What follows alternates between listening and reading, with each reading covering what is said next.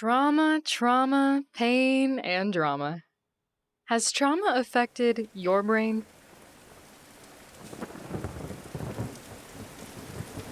I grew up a little frightened and excited by storms and tornadoes. Adam Taylor of Cleveland, Tennessee wrote, Adam was in the heart of America's tornado zone. For him, twisters weren't just the stuff of scary movies. They left him hints of real destruction, even when they'd happened miles away. Those first hints live in the heart of his mama and his great-grandmother, who he'd unofficially diagnosed with lilaps-phobia, that is, the fear of hurricanes and tornadoes. For me, the sound of the nuclear plant sirens being used as tornado sirens was the scariest. Adam implies that their influence and that spooky siren song prompted him to learn as much about severe weather as he could.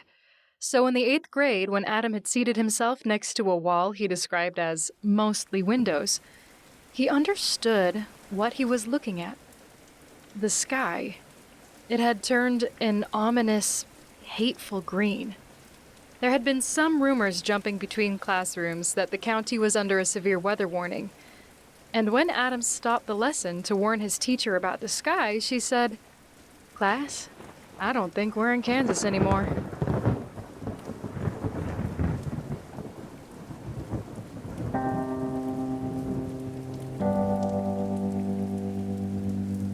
A tornado would touch down less than a mile from school that day. It would claim the life of one of the men in town.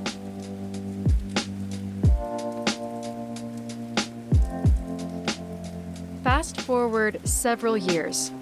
Adam worked at a hardware store now, peddling tools and stocking shelves. Once again, the sky turned fierce. The air filled with the restless sounds of pelting rain and driving wind. We weren't directly hit. Adam explains. However, 2-inch PVC pipe was sucked from outdoor racks and shot into a neighboring yard. that evening, Adam drove back towards his house with a PVC incident fresh on his mind. There were objects in his yard, a pop of white amongst the greenery of the turf.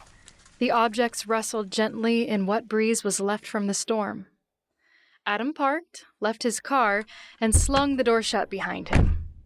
Eyes squinting with singular focus, he stepped slowly towards the clutter of white. These were coloring pages. He stooped down and picked up one of the papers, clasping it in his two hands and staring at the picture. A simple scribble of a little crayon stick figure holding another stick figure's hand. The name Sarah M. was scrawled in a child's handwriting at the top, and the name of a school he didn't recognize was printed in the opposite corner. There were several pages like this scattered in the grass. Adam bent to pick up another object, an envelope this time. From Cullman, Alabama. 160 miles away. Movement caught his attention, and Adam looked up to his mother in the window, gesturing urgently for him to come inside. The sky was still gnarled with different shades of dark clouds, and a green haze was beginning to settle in the atmosphere. Adam says, I prayed that night my neighbor Mrs. Brooks was safe. It's forever etched in my mind. My mother and aunt saw insulation and siding scattered in our yard. We remember 2x4 flying high up in the sky like helicopter propellers. We were blessed and spared that day. Adam didn't know it yet, but these events were just precursors to something bigger, something scarier, something downright traumatic. I'm PJ Aubrey, one of your hosts at A Survivor's Guide to Hell. Here, we believe there is no better way to save our world from chaos, corruption, and decline than by healing our minds. Each episode, we'll share mental health tools using incredible true stories and science-backed advice. Together, we can help heal the world, one brain at a time. In today's episode, our healing will be focused on one of the most daunting topics in mental health: trauma. Around 70% of the population will experience at least one traumatic event in their lifetime. That's what the researchers say, anyway. My unprofessional opinion is that this number is probably much larger. Not only is trauma somewhat subjective and difficult to measure, not everyone wants to admit theirs on paper. So what's so important about trauma? You're gonna hear this in our introduction a lot, that we believe there's no better way to heal our world from chaos, corruption, and decline than by healing our minds. And this could hardly be more true than when we're talking about trauma. Trauma changes the way our brains function. It can cripple our ability to enjoy our everyday, and if it's severe enough, we may find ourselves on a treadmill of deep pain. Perhaps most seriously, trauma can be contagious. Without germs or viruses, it can spread to the most important people in our lives. In today's episode, we hope to combat all of this. Stay tuned to learn more about what trauma is, how trauma changes the way our brain works, and most importantly, how you can recover from it. As always, we'll be using compelling stories and science-backed evidence to help you on your journey to understanding trauma, its cousin, PTSD, and most importantly, to healing.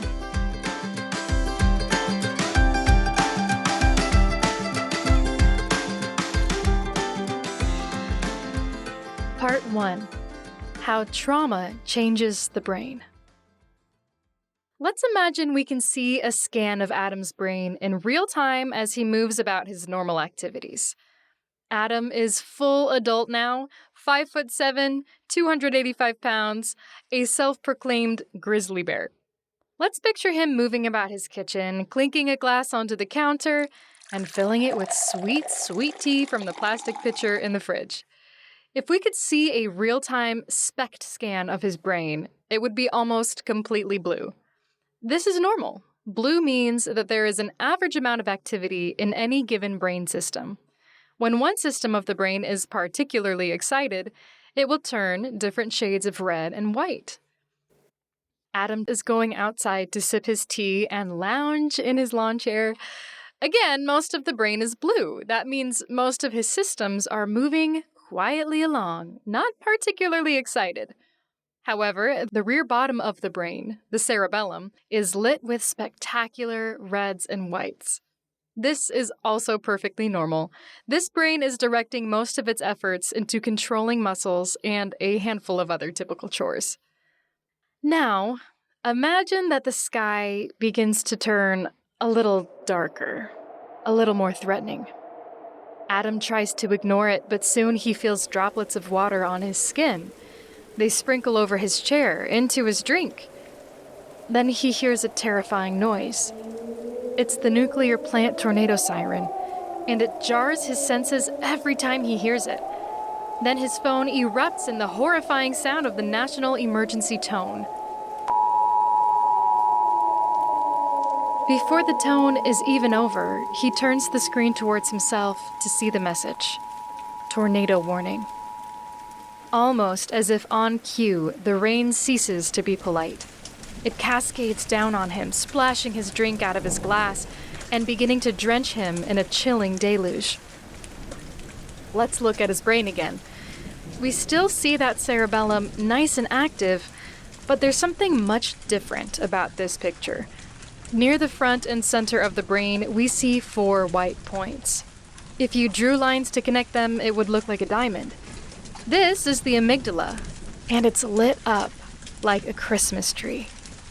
The amygdala is sometimes nicknamed the brain's alarm system.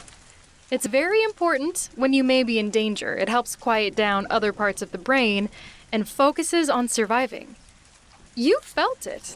Maybe it lit in your head the last time you had to avoid a collision while driving, or even just while watching a horror film. It keeps you on high alert to give you the best odds of making it through a scary situation. Adam abandons his drink and moves inside.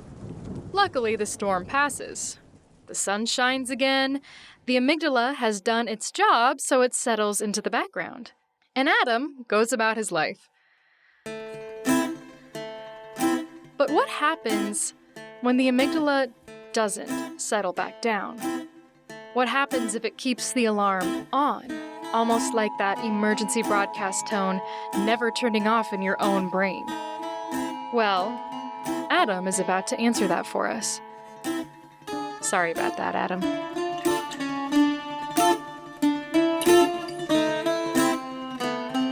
Fast forward almost 9 years, I was visiting a friend's house for an Easter cookout.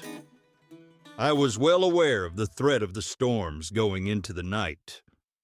Around 10:45 a.m., my neighbor of few words sent a text that read, "Hey, Bubba, tree on your bedroom. I have a saw if you need it. It's in your carport."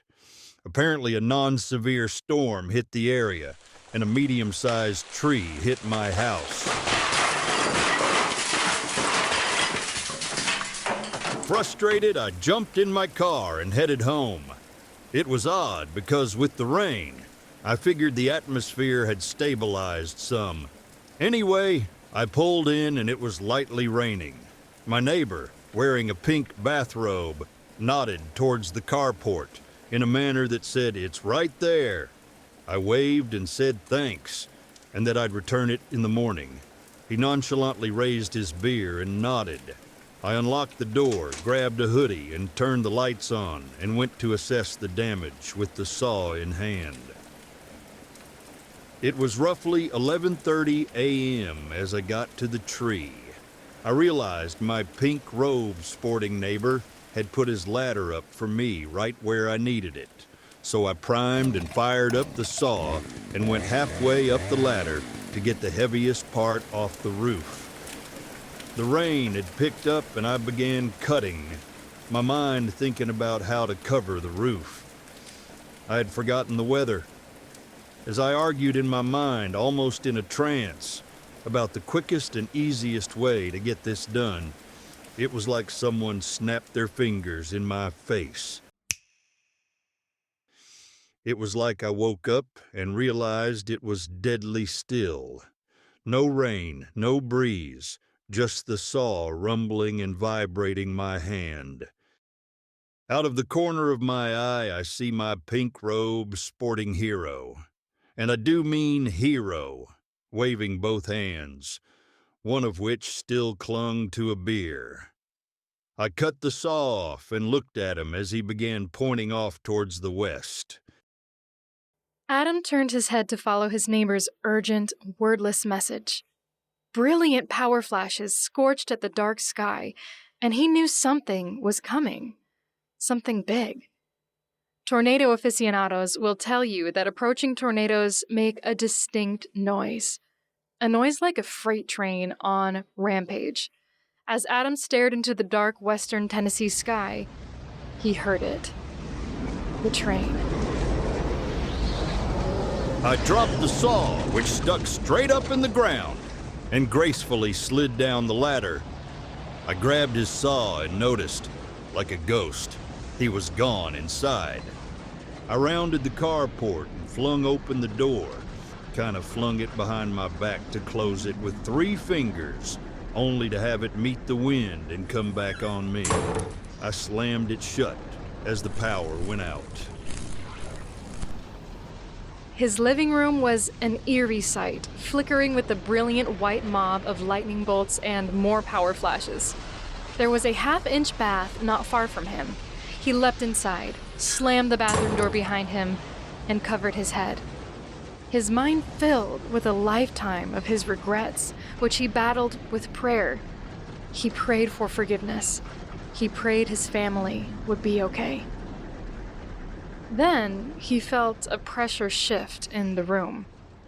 A strong current of air breathed from the crack in the door like a giant sigh. The flashes from the living room danced in that half-inch of space between the floor and the door's bottom edge. Then, Adam felt the draft on his skin change direction. The sigh of air was sucked back out. The tornado had arrived.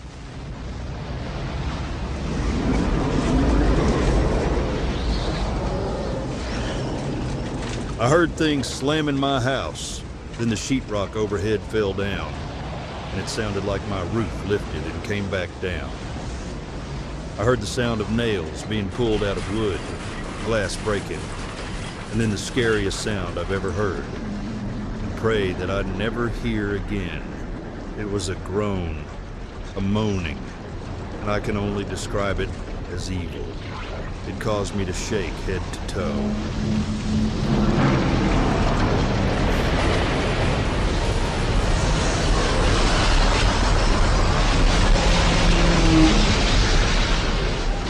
A concussive force collided with his head, and all went peaceful. When Adam opened his eyes, he noticed the ceiling truss. It had broken from the roof and landed straight on his head. With a painful grunt, he moved aside, then felt the skin under his hair. It was warm, wet. He dropped his blood-covered hand and picked his way out of the tub. He was disoriented and extremely thirsty. He made his way to the kitchen, kicking debris out of his path as he went. On the counter, like a tiny miracle, was a completely undisturbed glass. He filled it with water and chugged the entire thing.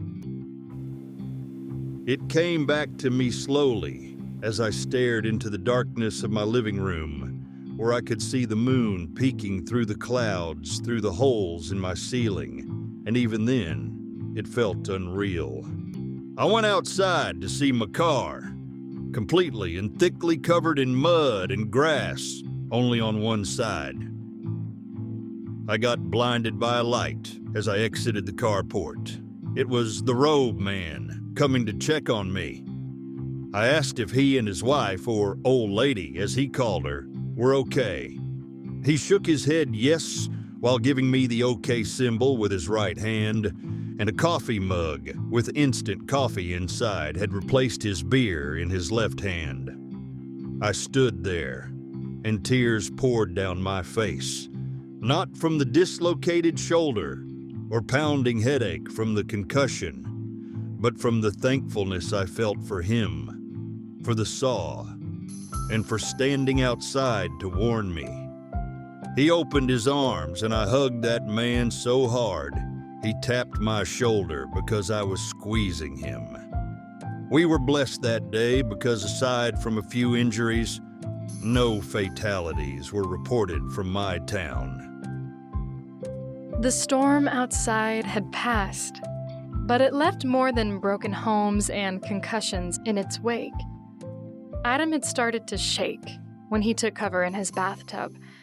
And even after the weather had settled and the home repairs began, the shaking didn't stop. Neither did the nightmares. Even in his sleep, Adam could hear it again. The freight train.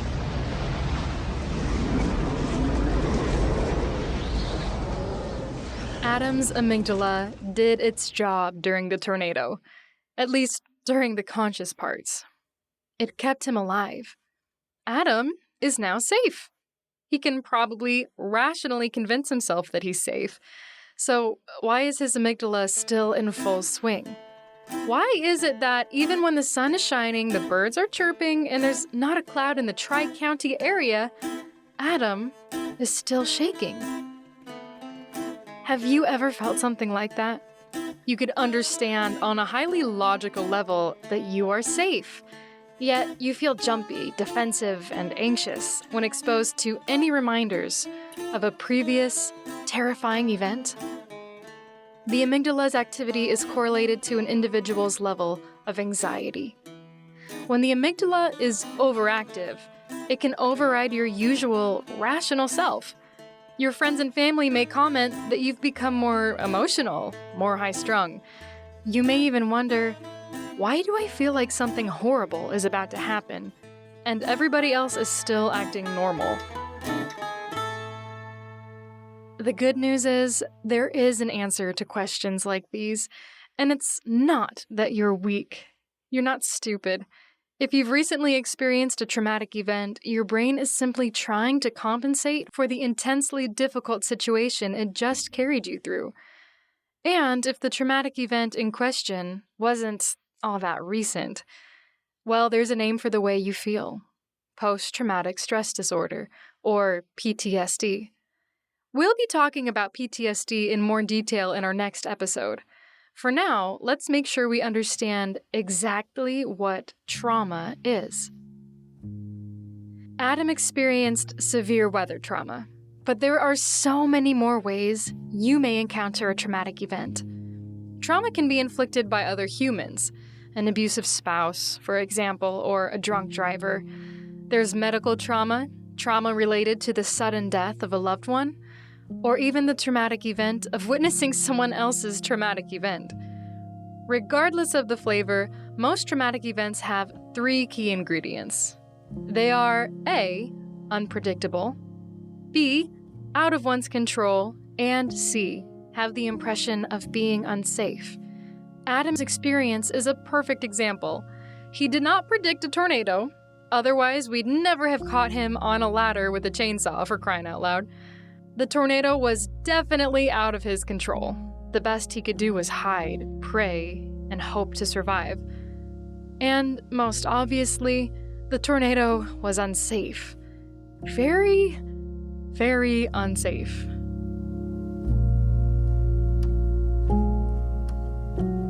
All right, everybody, please remember, trauma is not an event.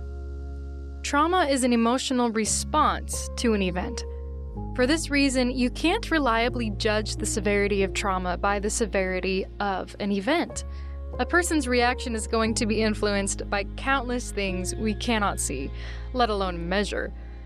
Things like emotional memories, physical memories, one's knowledge and exposure on any given topic, and previous traumas. I'd like to repeat this. For anyone who may feel their trauma is invalid or who may struggle with a loved one with trauma symptoms, trauma is not an event. It's an emotional response to an event. Not all these reactions are rational, but trauma, by its very nature, is irrational, thanks to that amygdala hijack. It can choke the parts of the brain that help you think straight and replace it with high anxiety, high emotion patterns. So when it comes to trauma, patience is key. There are ways to heal, and we're about to learn how.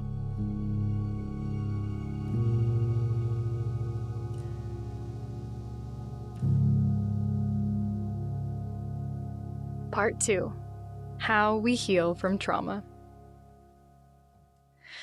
Adam's story has a happy ending. About 5 months after surviving the heart of a tornado, his own heart got a little boost.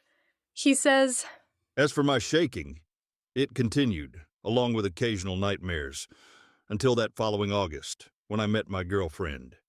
She noticed the shaking and understood why it was happening, but like a miracle, she took it away from me. Now the only time I shake is because I still get butterflies every time I see her come through the door. "Aw, that's so sweet." Adam ends his story with these words. Be safe, folks. Be weather aware. And never judge a man in a pink bathrobe. His PTSD symptoms had abated. Adam was a healed man. But for many trauma cases, healing is just not that simple. For part 2 of today's episode, we are going to explore one of the most effective and most accessible methods for dealing with trauma symptoms. But there is so much more to learn about healing than we have the time for in this episode alone. For more resources on trauma recovery, please tune into our next episode for our Survivor's Toolbox, where we'll be unpacking 3 more trauma-related healing methods. For now, let's get you started with one of the easiest techniques to help you combat your trauma symptoms: breath control. We've talked about breath control before on SGH, and we'll talk about it again. Why? Because mindful breathing checks all the boxes. It's highly effective at increasing emotional control. It can take less than a minute to feel the effects, and you can do it anywhere. Plus, it's completely free. This is a must-know technique for anyone interested in increasing their mental health. One interesting paper from the National Library of Medicine states that research participants practicing breath control experienced, quote, increased comfort, relaxation, pleasantness, vigor, and alertness, and reduced symptoms of arousal, anxiety, depression, anger, and confusion, end quote. This is exactly what a trauma victim could use to their advantage, maybe even multiple times a day. Multiple times an hour. Breathing is intimately linked with mental functions, the paper states. So what's the simplest way to get started? One of the most effective and easiest to remember methods is often called the physiological sigh. This method helps to quiet the parts of your body that contribute to increased stress and anxiety. Ready? The first step is to breathe in deeply through your nose. Once you've completed that slow, deep breath, take in one more sharp inhale. This last little inhale helps to maximize the real estate you're using in your lungs.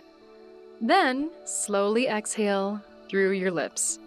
Aim to exhale twice as long as you've inhaled.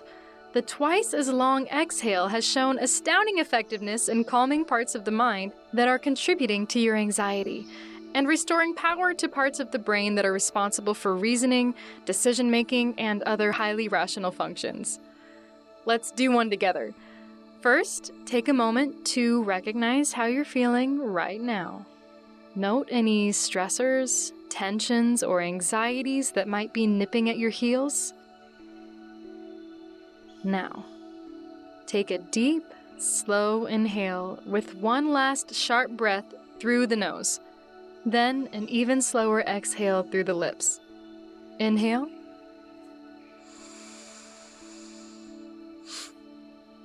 Exhale.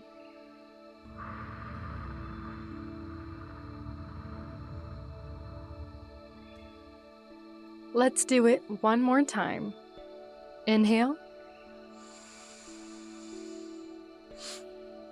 Exhale.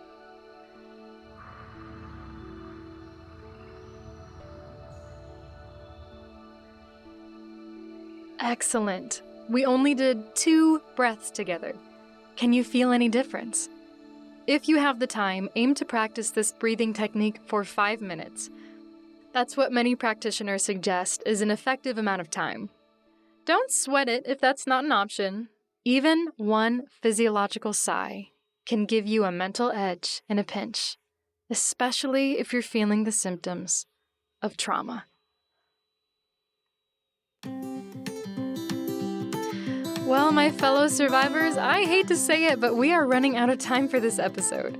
We hope you liked it, and remember, we'd feel honored to have you join us for our next episode, where we'll be unpacking our Trauma Survivors Toolbox. We're going to take a deeper dive into the methods available to help heal your mind, and we'll be telling you fresh new stories all along the way. Now, without further ado, we invite you to join us for our Silver Liners Challenge, which is designed to be an easy, actionable step you can take to help boost your week and help you survive hell. Here it is, this week's Silver Liners Challenge. Find just one 5-minute chunk of time to take a few physiological sighs. Pay attention to how it changes the way you feel. We'd like to thank the National Oceanic and Atmospheric Administration for giving us permission to use Adam's story today. If you'd like to read his account as it is originally written, you can find a link in the show notes as well as links to many of our other resources. As per our transparency policy, we want you to know that some minor details were assumed and added to Adam's account to help us clearly convey the story. All major and most minor details came straight from Adam himself. I'd also like to dedicate this episode to my sister, Kate, who prompted me to think more deeply about the nature of trauma. Thanks, Twinkie. Thanks again for listening, everyone. We really hope to see you again on our next episode to unlock your Survivor's Toolbox. And in the meantime, we're thrilled to give you one of our favorite parts of our show, the cheesy joke of the week. Want to hear a joke about tornadoes? Come on, it'll blow you away. That's it for now, guys. We'll see you next time.